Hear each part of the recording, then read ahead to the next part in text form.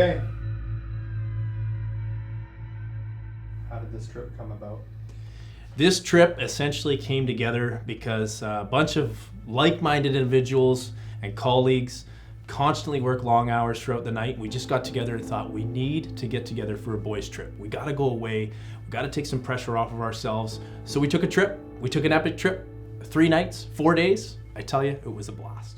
In spite of what the media said, Spring Market was absolutely nuts for a good number of us that worked together quite a lot, and we just needed a little bit of time away, something to reset. I love getting down to the States because I can turn my phone off for the most part.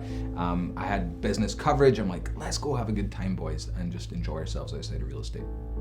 So who went on the trip? It was myself, David Smith, Jeremy Pugh, and I wanted to surprise the guys and bring one of our good buddies, Matthew Rufh. So what I did is the 3 of us jumped on a plane, myself, Jeremy, and Dave were on a plane headed down there. We get to Santa Monica, we roll up to the pier, and I surprise him with Matt Rufh popping behind a light post in his Dodgers outfit, and from there, the trip began. Ty, after a couple of hours, we were walking along some boardwalk at Santa Monica or something, and he goes, wouldn't it be crazy if Matt Rufh were here? And I began laughing nervously, and the next thing I know, there's Matt Rufh standing there in full Dodgers attire, like heel to head, single dimple, big grin on his face, big smile, and I immediately just burst out laughing because I'm like, this trip just got a whole lot more fun. A little about the guys.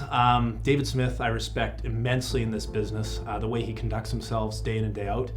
He's definitely a role model in our industry, and hanging out with him more and more these days really makes myself enjoy this job.